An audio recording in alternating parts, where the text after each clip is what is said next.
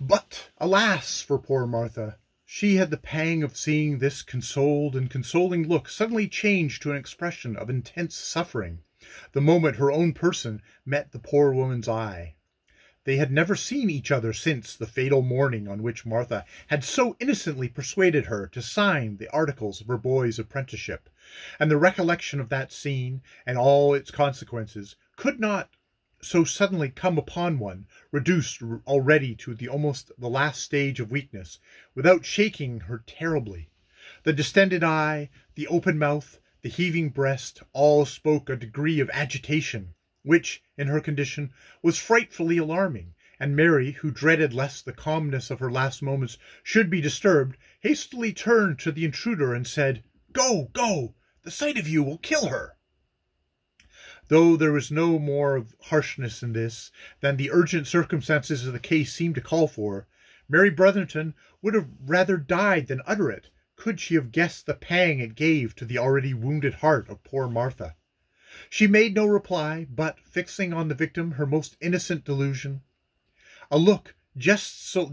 long enough to impress the terrible expression of her countenance upon her own heart for ever, she turned away, and reached her splendid home in a state of mind that seemed fearfully to verify the annunciation, "He will visit the sins of the fathers upon the children." That day was the last of the widow's life, and it is probable it might have been so, even if Martha Dowling had not made her unfortunate visit. But the coincidence was fatal to the poor girl's peace, for the anxious inquiries she made respecting her brought the intelligence of her death, and the time of it, with sufficient accuracy to leave no doubt on Martha's mind that the event had been accelerated by her appearance. Happily, however, for those who tenderly watched her last moments, the widow Armstrong's gentle nature permitted her not long to suffer from the irritation which the presence of Martha produced, and many hours before she closed her eyes for ever, she expressed her sorrow for having yielded so weakly to feelings which she had hoped were altogether conquered, assuring Mary, who never left her, that she acquitted the young lady of all intention to deceive her, and that the shock she felt from seeing her only proceeded from the vivid recollections her appearance awakened. Unhappily, however, it was long ere this healing assurance reached poor Martha, for Miss Brotherton, who was far from guessing its importance to her, had decided upon having no further intercourse with the Dowling family, a resolution which would never have been taken had her last interview with Martha at Milford Park ended more pleasantly. But it had been already so long acted upon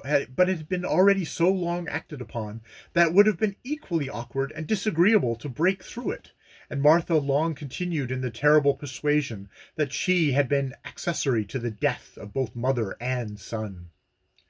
The loss of the only relatives he had ever known, following as they did so closely on each other, made Mary tremble for the health of Edward. She had watched the affecting close of the poor widow's life with all the tender feelings such a spectacle was calculated to excite in such a heart as hers. She had mourned for Mchl for many reasons, and mourned sincerely, but she had hardly known the boy, and it was her sympathy with the sorrows of others rather than her own which caused the event to touch her so deeply. But to Edward she had become attached with so much fondness, and he inspired such feelings of wondering admiration in her mind by the extraordinary faculties he displayed, and the justness and uprightness of every thought and feeling, that to watch over his health and welfare had become nearly the first object of her isolated existence. The few months which had elapsed since the whole system of his life had been changed from all that was most injurious to health to a mode of living in every way conducive to its recovery, had produced a more favourable and decisive effect on him than could have been reasonably hoped for in the time, and it was a remarkable evidence of the powerful influence which such a change produces on the frame, that not all the sorrow and sufferings which Miss Brotherton's intelligence brought, or the heart-wringing loss which followed it, could check the active energy of benignant nature in restoring health, where all she required for it was given, and all that had hitherto impeded her kindly operation was removed. Yet Edward was still lame, though much less so than he had been. that his benefactress could not help indulging a hope that time and judicious treatment might remove the infirmity altogether. For some reason or other, Miss Brotherton entertained no very particular respect for the medical practitioners of her immediate neighbourhood, and for several months after her return she contented herself with following Mr. Bell's prescription for friction and moderate exercise, without calling in any medical assistance at all. But though the improvement that followed was very perceptible, it was not rapid, and the idea of London advice suggested itself as the most satisfactory mode of ascertaining at once whether a perfect recovery might be hoped for, information which it was very desirable she should obtain before she decided in what way she should bring him up. Since the death of his mother, Milford Park had been Edward's home, and the orphan boy's hold on Miss Brotherton's warm heart had been greatly increased by the opportunities this gave her of more frequent intercourse with her. In truth, though he still attended the school for an hour or two every morning, by far the more important portion of his education went on under her own eye, and, as well as that of his little companion Fanny, was beginning to take a form and extent totally different from what she had first intended for either of them.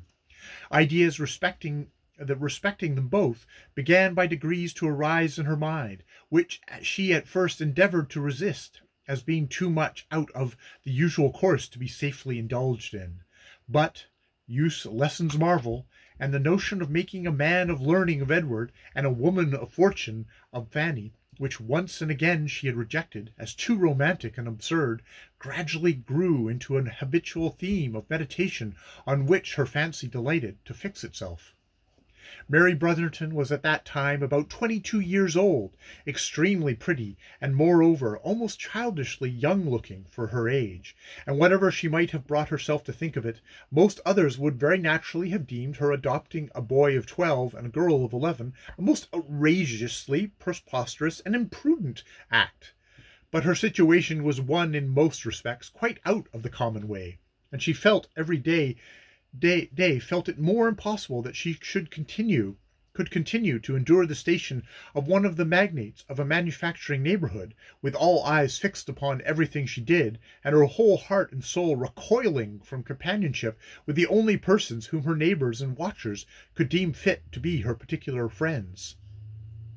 The heart of this isolated girl was so clingingly affectionate that it is probable she would, under almost any other circumstances, have at least loved the beautiful mansion in which she had passed the greatest part of her life, and felt the trees and flowers that adorned it to be as companions and familiar friends. But 1,000 painful thoughts were mingled with that consciousness that she was the mistress of that fair domain, and the very fact that the education she felt inclined to bestow upon the two orphans would bring down upon her the criticisms and probably the reprobation of the whole neighbourhood, making it very desirable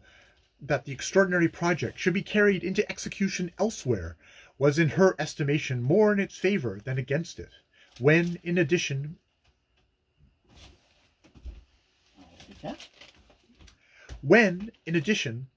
to all this, she succeeded in persuading herself from some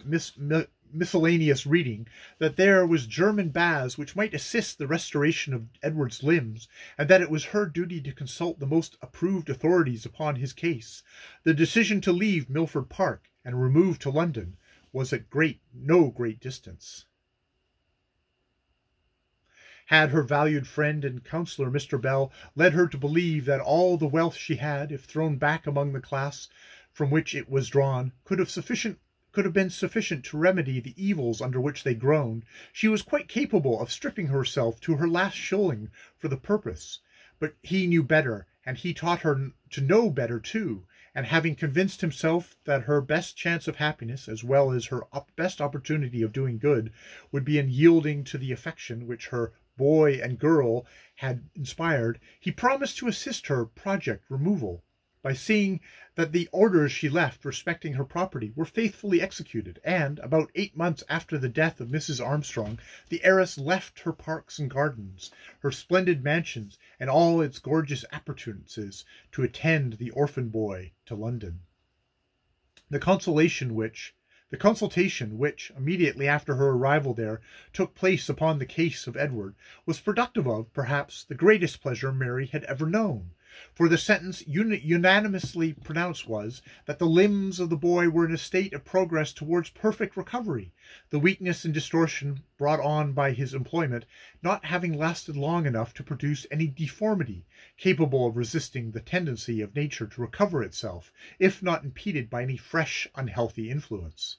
That any such should arise to disappoint her hopes was not likely, all that was required for him being good air, regular and moderate exercise, wholesome food, and abstinence from all violent exertions for the next year or two. As to her question respecting German baths, the answer was less unanimous, 2 gentlemen being of the opinion they would do no good at all, 2 that it would be doubtful whether the case would be affected by them or not, and one that great benefit might probably ensue. But as all were of opinion that change of air was desirable, and as a pretty strong inclination to try fresh fields and pastures new seconded by this judgment, Miss Brotherton determined to start for the Rhine. Miss Tremlett declared that she had not the slightest objection to foreign parts. Edward's heart swelled with an ecstasy made up of gratitude, hope, curiosity, and the delicious exhilaration attendant upon returning health, while Fanny looked round her, and listened to everyone whose words referred to the expedition with a very delightful consciousness of being wide awake, but not without some fear that she was dreaming nevertheless. Such was the party that filled the travelling carriage of Miss Brotherton, while an English maid, a French footman, and a German courier formed her suite. Nothing, certainly, could be well more whimsical than the party with which she had thus surrounded herself, but this mattered little, since she was pleased with it, and we must leave her in full enjoyment of the whole host of delightful feelings, while we return to follow the fortunes of poor Mchl.